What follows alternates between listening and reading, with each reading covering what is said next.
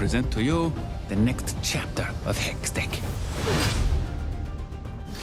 Et bonjour YouTube, ici tu l'as dans l'os pour vous servir. Je fais une première vidéo commentée à l'occasion de Arcane qui du coup est sorti sur Netflix avec 4 premiers épisodes pour la série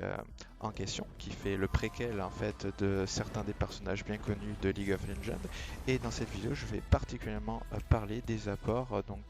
de l'événement Arcane sur le jeu Legends of Runeterra. Dans cette vidéo, je vais présenter les différents contenus qui vont être apportés et les dernières informations que nous avons en attendant la sortie de demain. Et notamment donc l'introduction du fameux nouveau PvE, la voix des champions qui va être ajoutée au labo des légendes. À ce titre, c'est vraiment la première fois que nous avons un mode PvE qui va introduire un mode histoire, un vrai mode histoire par rapport à ce que nous avons connu avec notamment l'introduction des défis, mais aussi avec l'introduction donc dans le labo des légendes du mode un petit peu campagne RPG. Et ce mode va permettre vraiment d'approfondir donc cette notion du lore, cette notion donc des interactions avec les personnages qui était très attendue dès le départ au niveau du jeu, mais aussi au niveau du contenu donc, que l'univers de Runeterra apporte. Donc dans ce mode PvE, nous allons pouvoir développer un petit peu plus l'histoire autour notamment actuellement de 7 personnages jouables, donc le personnage Nautilus, Jinx, Ezreal, Lulu, Gangplank et Zed. Et chose importante, ce nouveau mode PvE va être un mode permanent, c'est-à-dire que beaucoup d'autres histoires et de champions vont être rajoutés par la suite, ce qui est vraiment la confirmation que nous avons enfin ce fameux mode histoire et le développement du lore de l'univers de Runeterra qui va être introduit et développé à travers du coup ce fameux mode campagne qui arrive à cette occasion. Dans ce PvE, nous allons du coup découvrir toutes les histoires des personnages jouables au travers donc de l'univers de Runeterra qui sera du coup séparé en régions. Donc ici la région de Piltover et zone qui va être vraiment fortement mise en avant au niveau de l'annonce, mais aussi les régions du Ionia, Bilgewater, Noxus, Demacia et tout ça au travers donc du monde de Runeterra que nous avons accès déjà au niveau du lore, mais aussi au niveau des différents jeux que Riot a mis depuis quelques années, donc à jour et en accès libre. Les champions jouables seront du coup partagés et alloués donc sur une région particulière et qui seront certainement débloquables donc en terminant l'histoire d'un ou plusieurs personnages précédents. Et cela afin donc d'avancer un mode campagne très proche donc du mode PvE le fléau des mers, du coup en suivant une trame donc de l'histoire principale, mais aussi l'introduction de trames annexes donc qui ajoute vraiment donc la notion du côté RP, mais aussi au niveau de la jouabilité, de l'expérience personnelle du joueur. Donc à ce titre, de la même manière, nous allons du coup avoir un personnage qui va au fur et à mesure de la campagne gagner des niveaux, donc qui va avoir un certain nombre de points de vie, donc qu'il nous faudra conserver pour poursuivre l'aventure, mais aussi donc de gagner des PO pour acheter du matériel et des équipements que nous utiliserons par la suite, mais aussi de l'expérience pour monter de niveau. Et comme vous pouvez le voir sur cette image, nous avons du coup l'introduction de Katanex, mais aussi d'un boss final et de mini-boss ou de boss intermédiaires donc, durant la campagne. La seule question est donc le sigle juste à côté de votre personnage qui ressemble donc au signe éclaireur, le mot-clé éclaireur des cartes, qui pour l'instant n'a pas de signification, mais que nous découvrirons certainement à la suite de la sortie de ce mode PvE demain. À ce niveau, Riot a vraiment mis le paquet au niveau de l'aspect immersif et côté RPG, donc le roleplay du jeu, avec l'introduction donc notamment d'animation, mais aussi de BD, donc au niveau de la narration, mais aussi avec une sélection vraiment qualitative des voix de doublage au niveau des personnages jouables, mais aussi des personnages non jouables, ce qui est vraiment une force énorme et un ajout majeur au niveau de la jouabilité et de l'expérience en tant que joueur de Legends of Runeterra. De la même manière, durant le mode campagne, nous aurons l'occasion donc d'avoir un ajout de cartes au niveau du deck joué pendant la campagne, mais aussi l'introduction de choix donc au niveau des actions effectuées avec nos différents personnages et en fonction donc des adversaires rencontrés. Et de la même manière, nous allons du coup pouvoir choisir des effets permanents que nous allons du coup cumuler et pouvoir profiter tout au long donc de l'expérience de jeu, mais aussi au niveau du choix personnel, ce qui va certainement influencer aussi donc la narration. À ce titre, nous allons pouvoir du coup développer des compétences mais aussi des objets pour nos champions joués. Donc ici la réputation va faire office de l'expérience pour faire monter donc de niveau nos personnages, aussi donc l'introduction d'objets à effet donc cumulé pour nos différents champions. Et grand ajout majeur donc au niveau de ce nouveau mode PvE, c'est que le cumul de ces effets ne sont plus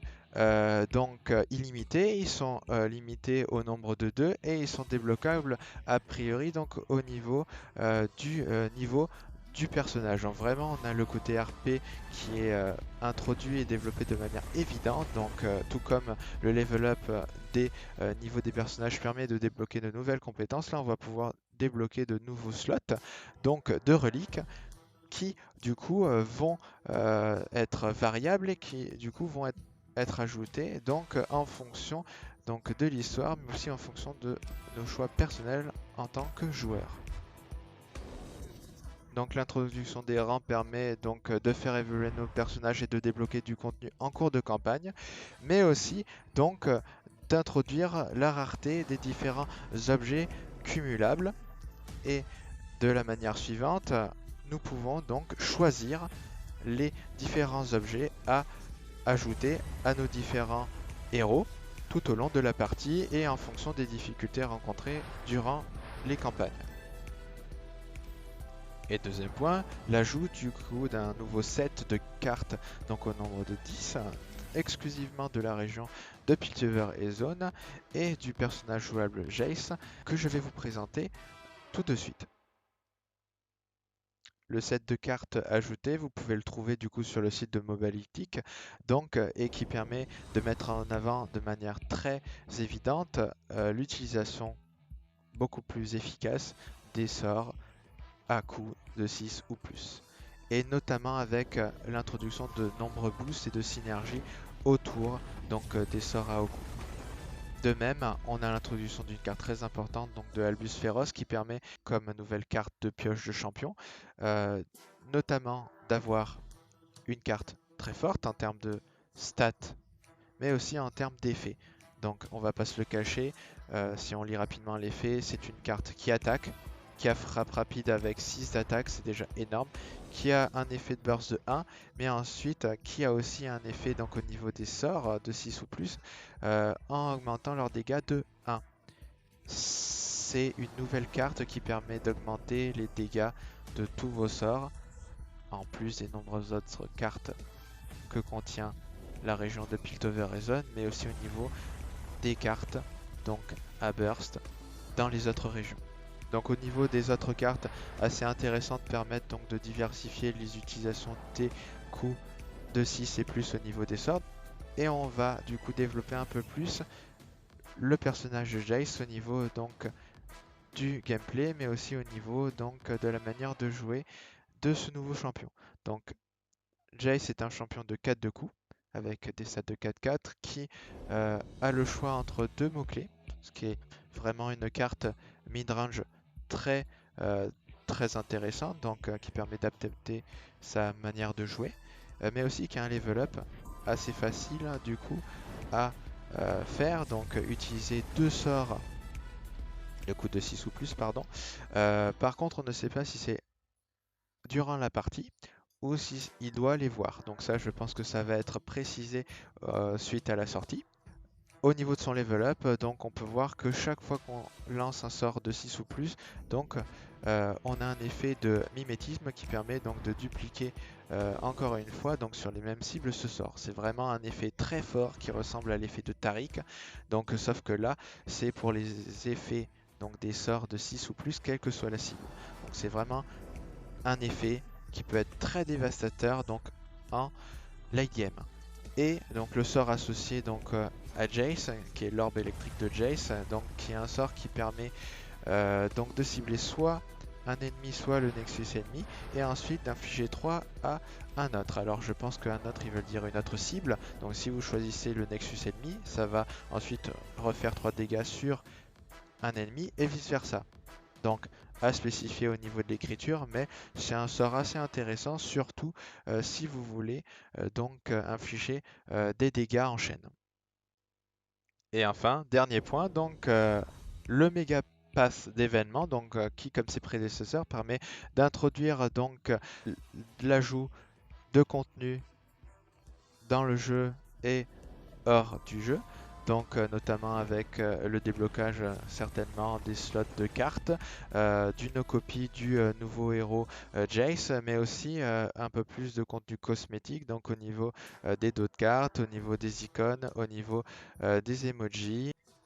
Et merci d'avoir suivi la vidéo jusqu'au bout. Donc je vais par la suite un peu plus mettre de contenu commenté au niveau des vidéos que je vais mettre du coup sur ma chaîne YouTube, que vous pourrez retrouver donc par le lien que vous aurez en bas à droite de la vidéo, mais aussi donc à la suite de l'introduction de ce nouveau mode PvE, mettre en ligne un certain nombre donc de vidéos gameplay des différents champions, mais aussi au niveau de l'histoire et des choix que nous aurons à partir donc de cet ajout demain.